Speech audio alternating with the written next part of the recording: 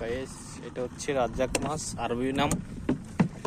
দেখো এটা যে পরিমাণ শক্তি, এটা খেলে হয় কি শরীরে প্রচুর পরিমাণ ব্লাড বেশি হয়, ব্লাডের গতিশক্তি বেড়ে যায়। এটা প্রচুর পরিমাণ পাওয়ারফুল। সিগারেট দেখা যায় না।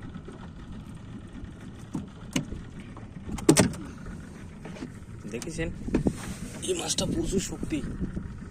এটার উপরে যেটা রয়েছে না চমুক, দেখেছেন লেগে গেছে।